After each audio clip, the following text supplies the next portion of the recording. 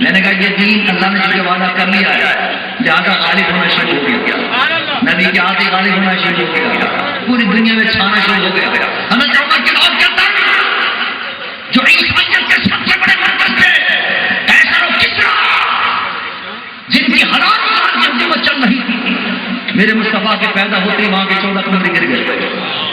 اعلان ہو گیا کہ اب یہ گرنے والا ہے، اب یہاں بھی اسلام آنے والا ہے، یہاں بھی اسلام آنے والا ہے۔ قیصر و کسریٰ کے اندر مصطفیٰ کے پیدا ہوتے ہی جب 14 کمرے گر گئے، اعلان تھا کہ یہاں اسلام کا پرچم لہرایا جائے گا، اور میرے مصطفیٰ نے پیشین کوئی بھی فرما دی، فرمایا یہ میرا صحابی ہے، یہ پہلے کا وہاں آئے گا، یہ پتا کرتا ہے، نام بھی بتا دیا ضرور، سونے کے کنگن آئیں گے اس کے ہاتھ کے اندر، یہ پتا کرے گا۔ اور لوگوں نے دیکھا حضرت عمر بن خطاب کے زمانے عباس کے اندر یہ 2 سپر پاور کے قدموں کے اندر اسلام کا اسلام کا کچرا۔ ہم ظاہر بات ہے کہ یہ افسوس تو ہوگا کہ ہمارے عیسیٰ علیہ السلام سے دین ختم کر دیا، اللہ نے آتا کیا تو صرف دین آخری ہے، نبی کا دین ہے، اب وہ قیامت تک وہ دین رہے گا، اب وہ دین بڑھے گا، پھیلے گا پوری دنیا کے اندر۔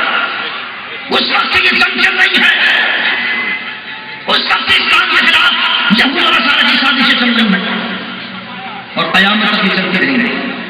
اور اس سازش کے اندر یہ بھوک نہیں ہے اکیلا، یہ جون تیری جون اکیلا نہیں ہے، اس کے پیچھے پورے ان کی سیاسی طاقت ہے۔ کیا کہا تھا آپ کو یاد ہوگا 9/11 کے بعد امریکہ کے وقت کے صدر میں کہ ہم نے یہ جنگ ایسے نہیں چھیڑی بلکہ پروسیڈ ہے، یہ صلیبی جنگ چھیڑی گئی، یہ عیسائیت کے مسلمانوں کے خلاف جنگ لڑی جو حضور کے زمانے شروع ہوئی ہے وہ چل جاتا ہے۔ اپنے زمان سے کیا کیا تو اسلام کے اندر یہ جنگ عیسائیت کی جنگ ہے، اسلام کے خلاف جو لڑنا چاہتے ہیں، لیکن بھول ہے ان کی، اللہ کا وعدہ جب آ گیا ہے تو ساری دنیا کے عیسائی اور یہودی اور ہنود ایک طرف بھی ہو جائے گا انشاءاللہ۔ مسلمانوں کا کچھ نہیں بگاڑ سکتے، اسلام کا کوئی نقصان نہیں ہو سکتا، انشاءاللہ اسلام کی دن بد عظمت میں اضافہ ہوتا چلا جائے گا۔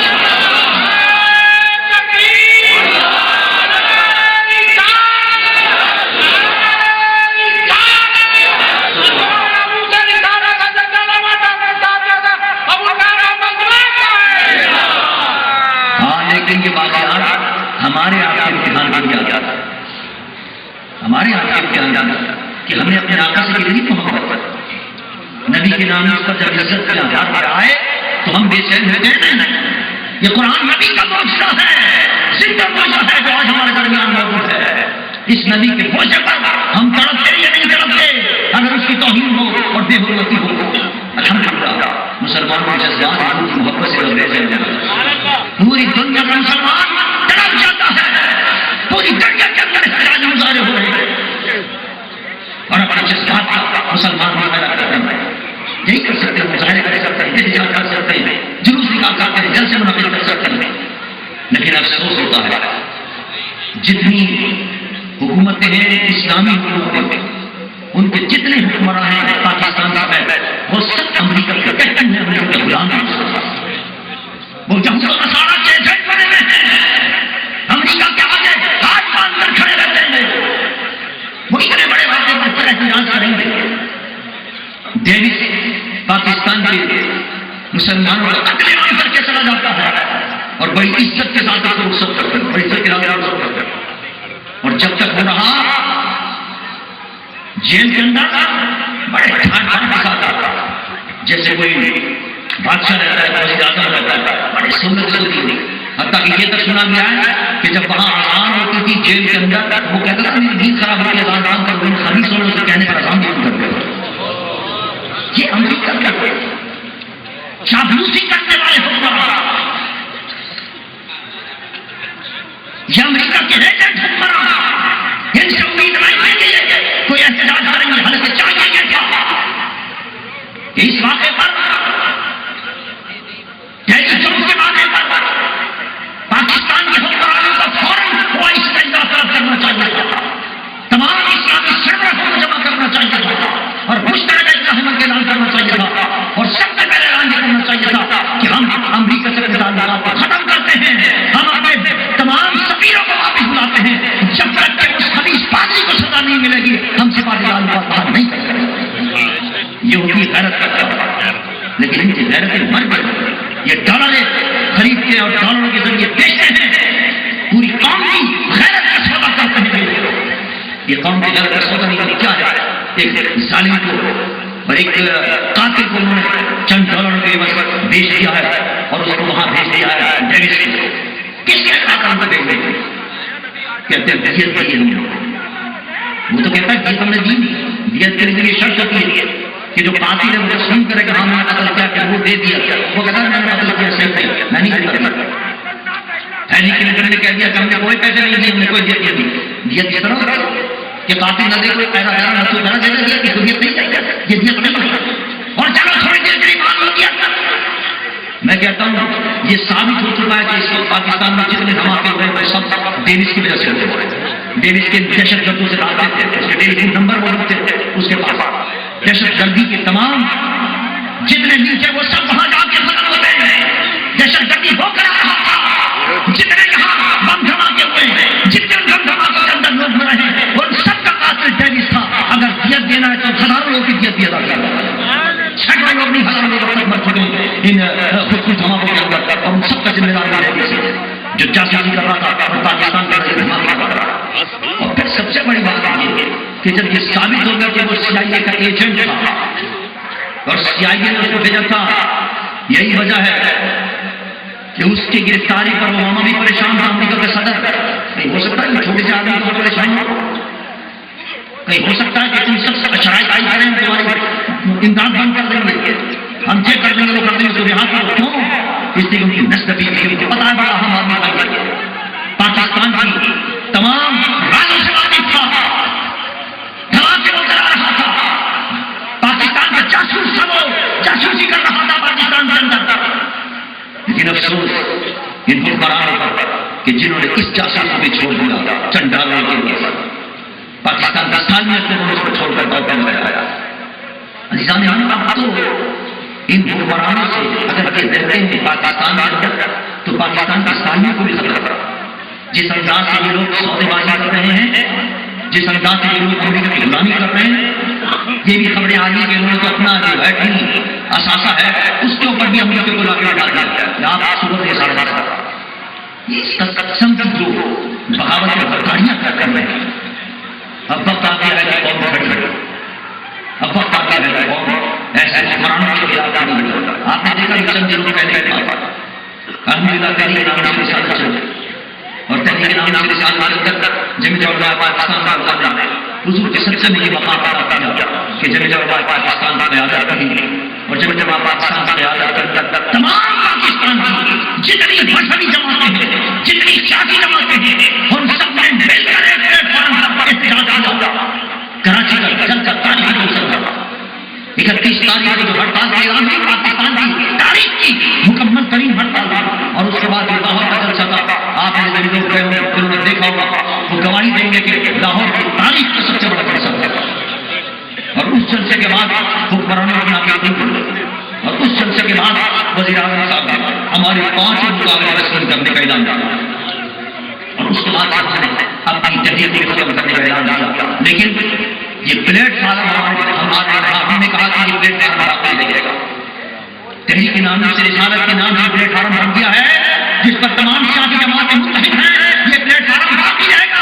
اگر کبھی ٹھیک ہے مانتے ہم حکمرانوں نے ہمارا فیصلہ تسلیم کر دیا ہے، ہمارے نکال تسلیم کر لی ہے اور ہمیں فی الحال اپنی تحریک ختم کرنی ہے. لیکن اگر کبھی حکمرانوں نے کبھی ان کی نیت سے کوئی بدبو آیا اور اس آئین کے اندر کوئی ترمیم کی کوشش کی، توہین رسالت کے قانون میں کوئی ترمیم کی کوشش کی، اسلامی شاعر کا مذاق کرنے کی کوشش کی، نامی سے رسالت پر کوئی کمپرومائز کرنے کی کوشش کی، تو انشاءاللہ اس پلیٹ فارم سے پھر انشاءاللہ تحریک چلے گی انشاءاللہ. اور یہ تحریک ہمارے پاس یہ تحریک ختم نہیں ہے، اس لیے کہ حکومت پر دباؤ مسلسل پڑ رہا ہے. اور یہی وجہ ہے کہ کل لاہور کے اندر عظیم الشان مینار پاکستان کے سائے انشاءاللہ عظیم الشان نامی سے رسالت کا سلسلہ پاکستان کی طرف سے منعقد ہو رہی ہے.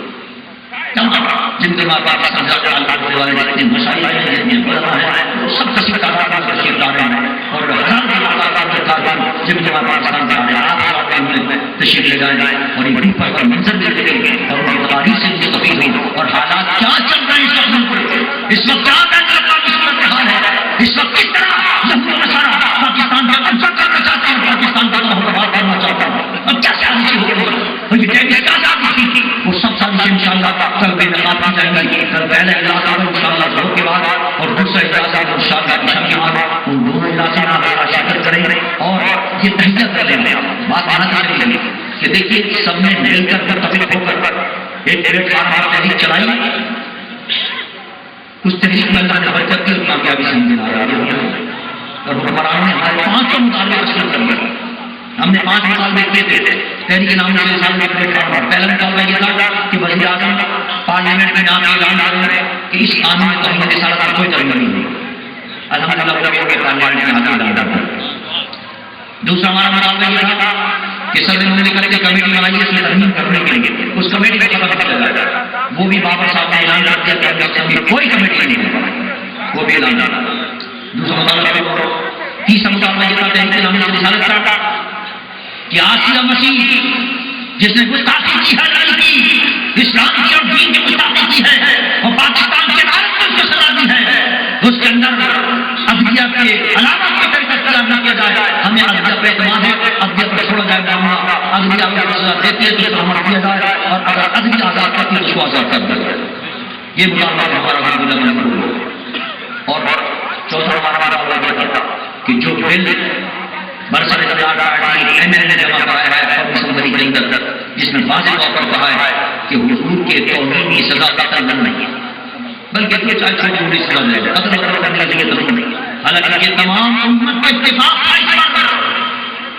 قاضی اعظم رحمۃ اللہ علیہ لکھتے ہیں کہ حضور کے زمانے سے لے کر آج تک تمام مقابل فکر کا، تمام اتفاقی لوگوں کا اس پر اتفاق ہے کہ حضور کی توہین کرنے والے کی صرف اور صرف سزا قتل ہے۔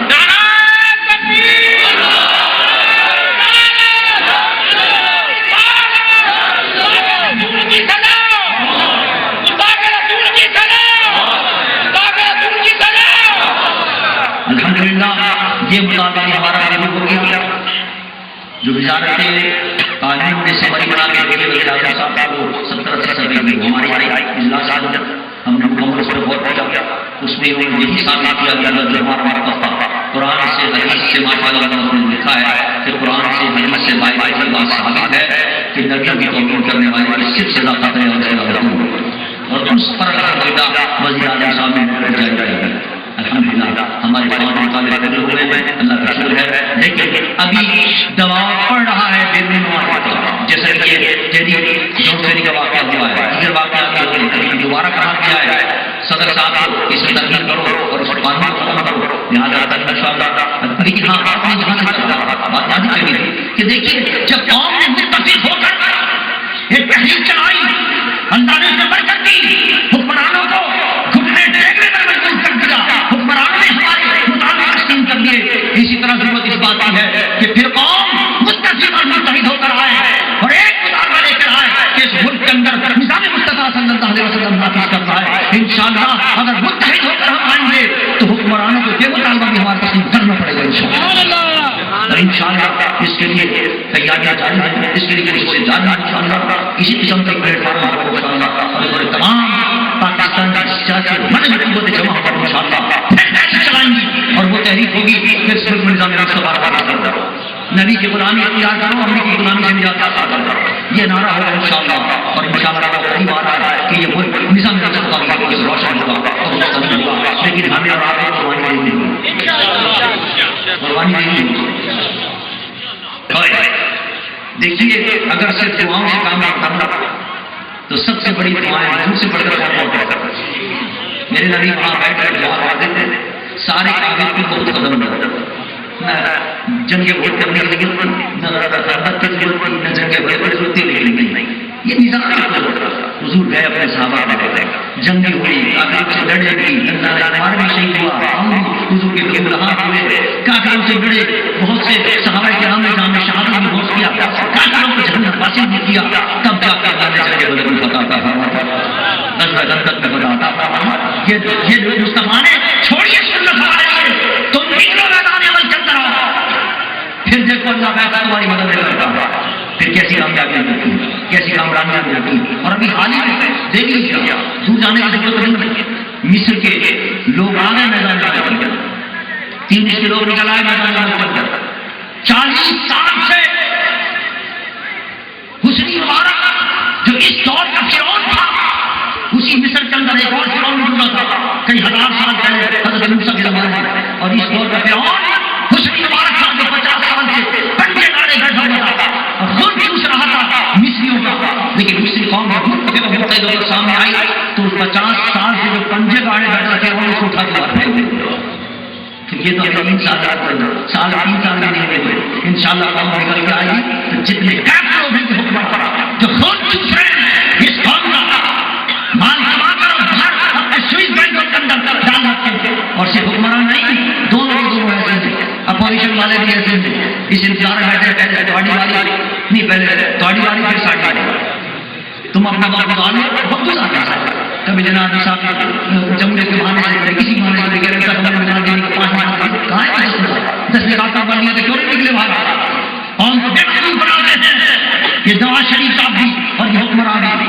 یہ دونوں پاکستان کو تباہ برباد کر رہے ہیں اور یہ دونوں سے نجات حاصل کرنی ہے. اور اس ان سے انشاءاللہ نجات حاصل کرنے کا طریقہ یہ ہے کہ اس ملک کے نظام مصطفیٰ لانا ہے انشاءاللہ.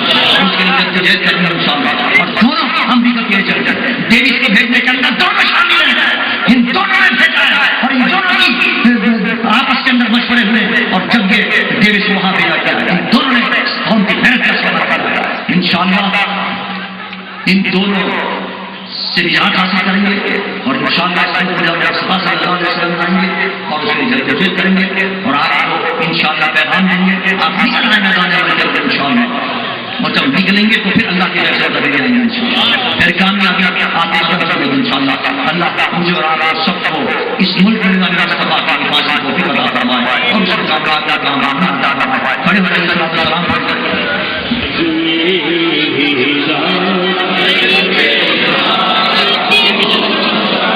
جس سوہانی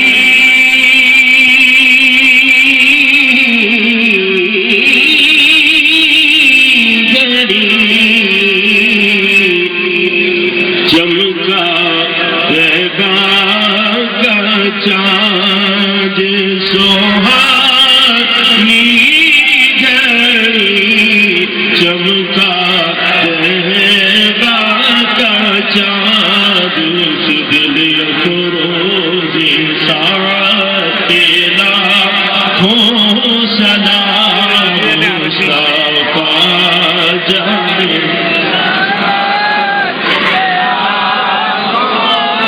جس طرف اٹھ گئی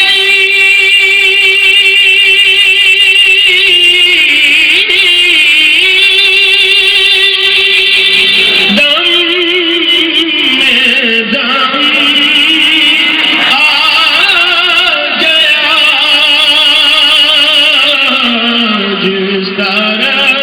اٹھی گئی دم میں دم آ گیا اس نگاہ عنایت پہ